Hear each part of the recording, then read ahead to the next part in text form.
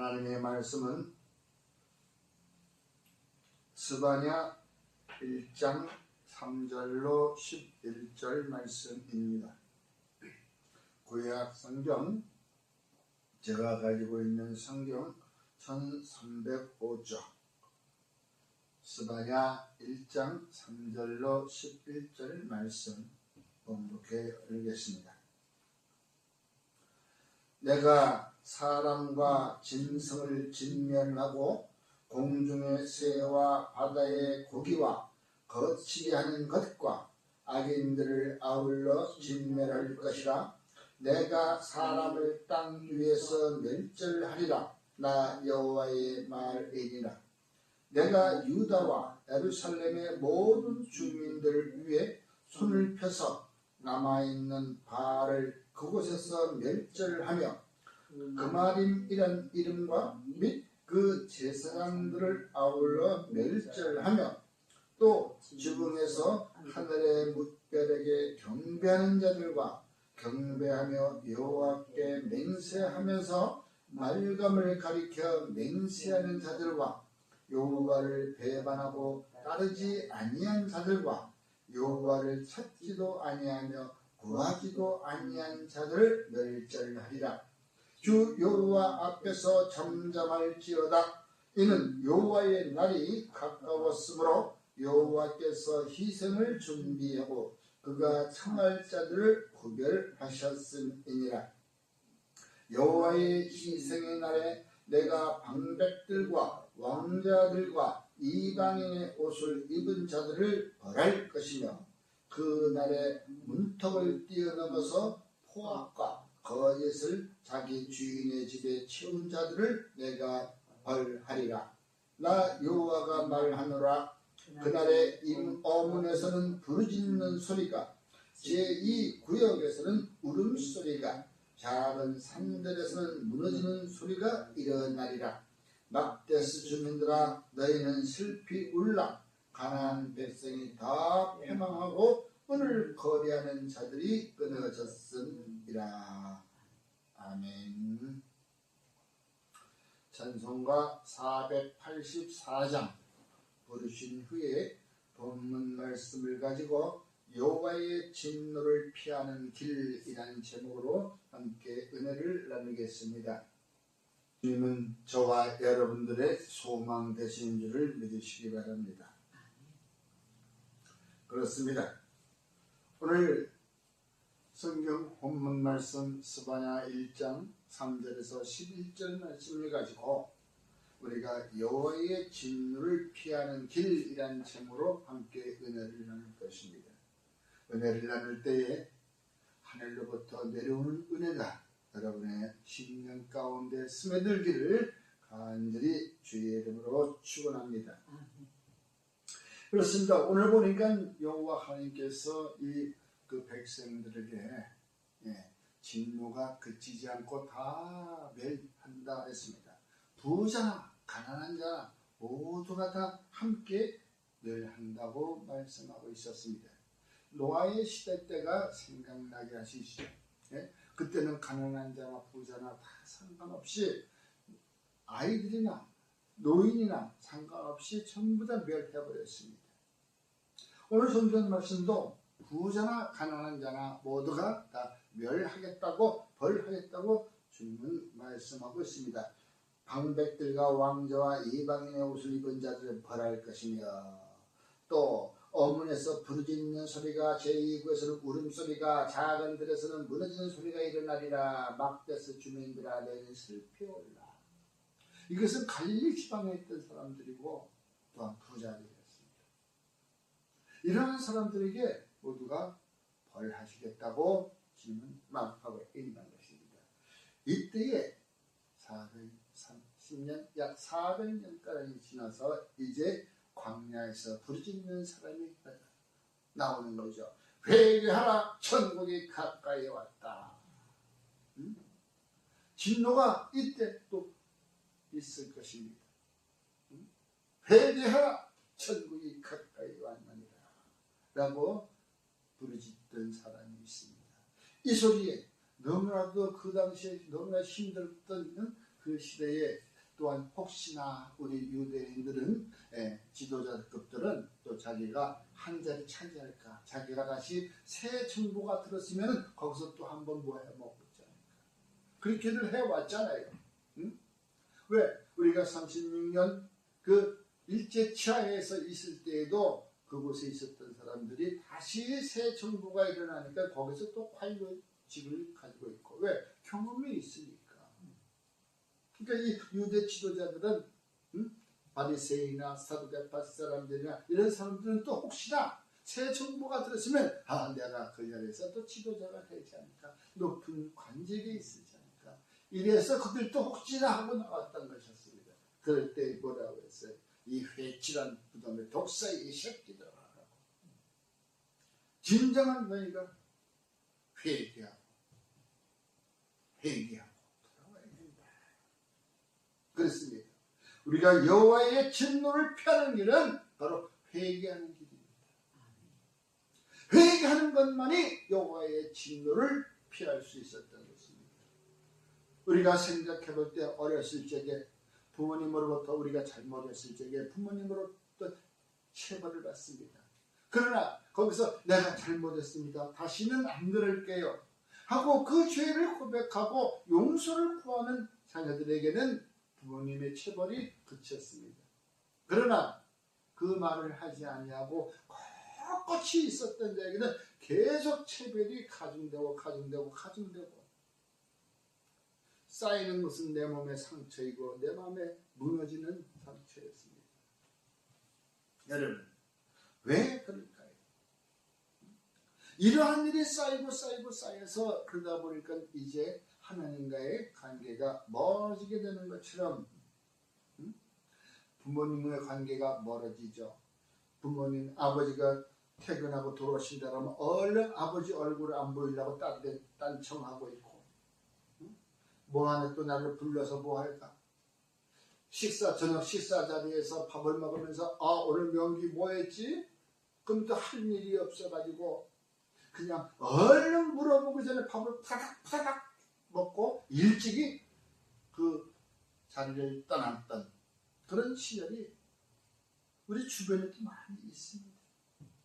그와 같이 우리가 하나님으로부터 잘못을 했으면 이단을 믿고 이방신을 믿고 다른 세상의 좋은 것만 따랐고 음란한 것을 따랐던 이러한 사람들은 하나님의 관계에 떨어졌던 건 사실입니다. 그러나 하나님께서 진노한다고 하니까 그 관계가, 하나님과의 관계가 끊어졌던 것에 대한 두려움으로 이 영혼은 이제 어찌할 바를 모르는 겁니다. 바로 영혼은 고통하기 시작합니다. 육신이 아파서가 아니라 이 심령이, 내 영혼이 아파하는 겁니다. 갈등에 있는 겁니다. 왜 내가 진작에 그 말씀을 믿지 않았을까? 왜 그 말씀대로 따르지 않았을까? 이제 갈등이 생깁니다. 그것이 곧 바로 약속이라는 것이 얼마나 중요한지 가슴 깊이 새기게 하는 것입니다. 분명히 아버지한테 잘못했어요, 다음엔 안 그럴게 하면서도 꼭 다음에 와서 또 다시 그 똑같은 일을 저질렀을 때 그 약속한 것이 제가 그때 약속을 했는데 이거 또 어쩌지, 또 어떤 체벌이 또 달아올까 무섭기만 합니다. 여러분, 그러나 우리가 100번을 잘못해도 주님은 우리가 용서할 수 있는 것입니다.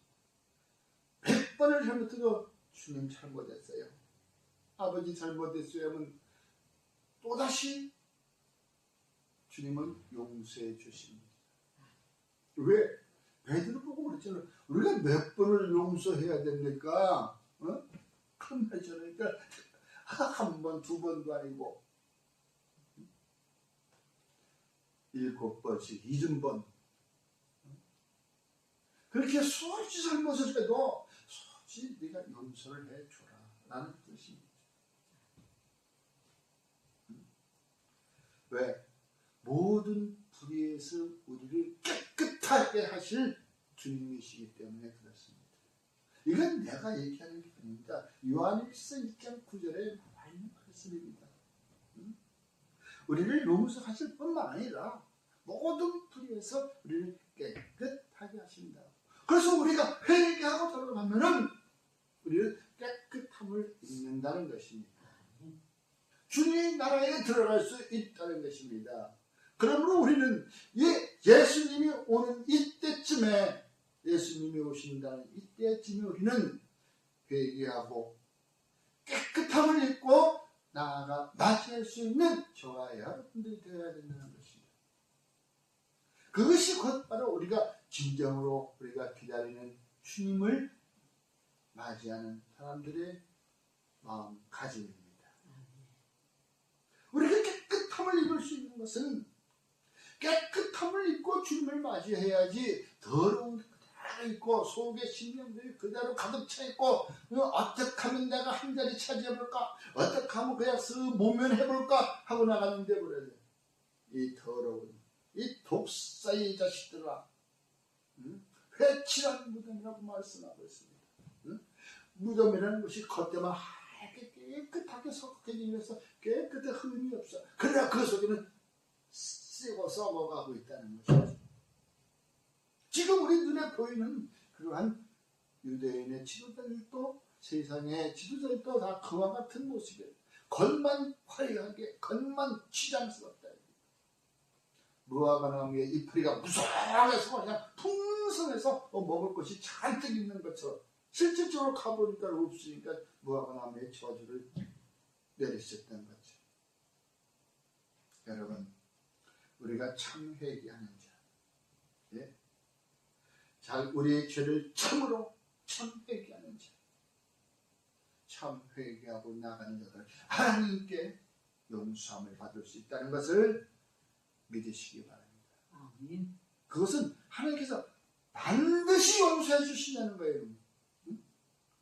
용서해 주실까? 용서해 주실 거예요. 아가리가 반드시 용서해 준다. 어떤 자에게? 참 회개하고 나아가는 자에게는 하나님께서 반드시 용서해 주신다는 것을 믿으시기 바랍니다. 아멘. 그러므로 우리는 성도의 성분으로, 신분으로 돌아가는 것입니다. 회개하지 아니하고 우리가 신분을 되찾을 수는 없는 것입니다. 회개해야지만이 우리는 성도의 신분을 되찾을 수 있다는 것이죠. 잘못한 사람은 잘못에 대한 처벌을 받아야 된다는 것처럼, 바로 이것이 오늘날 많이들 하는 리턴입니다. 리턴은 많은 것에서 사용되고 있죠. 우리가 생활에서 쓰는 생활용품에서도 리턴이 되는 것이고, 우리가 하던 일을 멈추고 나의 직업을 바꾸는 것도 리턴이 되는 것이고, 바로 이와 같이 내가 뭔가 좀 새롭게 해보려고 했는데 안 돼. 돌아가는 거야, 리턴.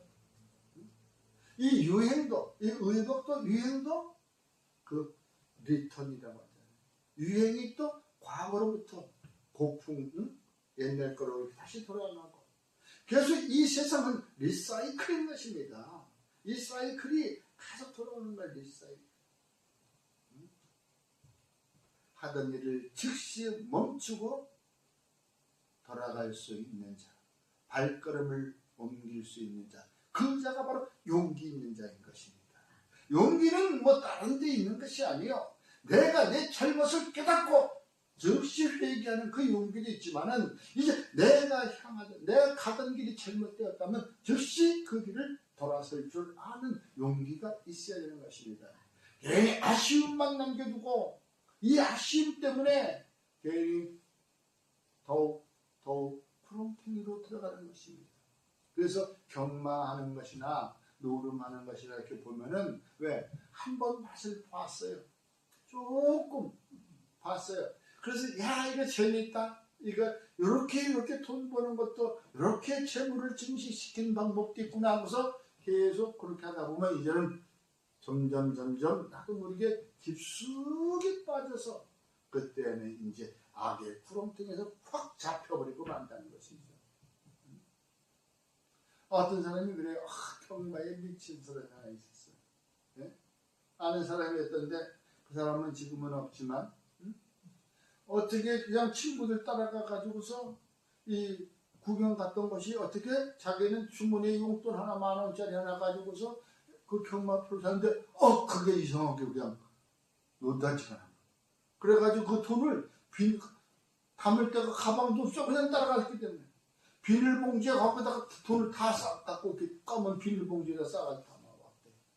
그 맛 때문에 자주 가는 거예요. 그러다 보니까 어떻게 직접 팔아먹게 되는 거예요.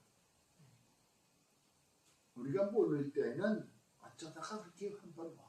근데 악은 항상 우리를 꼬드기기 위해서 그와 같은 일을 한다는 거예요. 우리 그분이 뭐 타짜라고 하는 그런 그 영화 그 얘기를 들어보면 그러잖아요. 처음엔 좀 따낼 것 같아. 나중에는 그냥 몽땅 잃어버리고. 왜? 아쉬워서 본전 찾는 삶에서 본전 생각 때문에 바로 여러분 우리가 우리 지금까지 해왔던 일이라도 그 일이 잘못된 일이라면 과감없이 돌아서길 주의 이름으로 부탁을 드립니다. 지금까지 한 것이 내가 헛고생이랄지라도 그것은 아깝지가 않습니다. 돌아서는 그 순간 주님은 어서 오너라. 주님은 용서하시고 받아주신다는 거예요. 바로 그것이 바로 사죄의 확신이 우리에게 깊이 있어야 돼요. 나는 성도의 신분으로서 내가 아무리 잘못해도 아버지는 나를 안 버려. 왜? 내가 잘못했다고 용서를 구하면 아버지는 나를 안 버려. 부모님은 그와 같은 자녀를 가르치길 원합니다.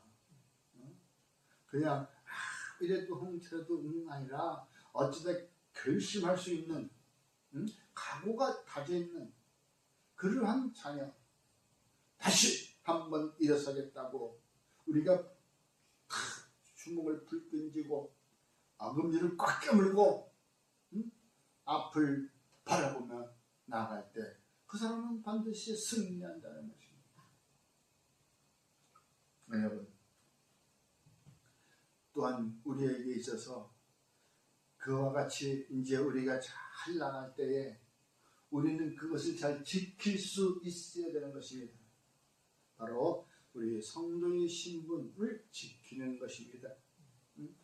그 본분을 지키는 자야만야 우리는 그래도 자녀로서의 교육을 잘 받았다라고 얘기할 수 있는 것입니다.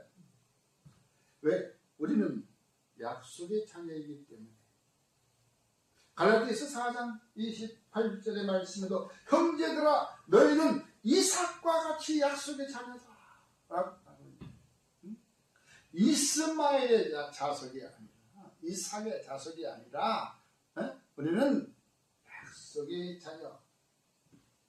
내 허리에서 난 자라야 된다고 말씀하셨던 아브라함에게 말씀하셨던 것처럼 우리는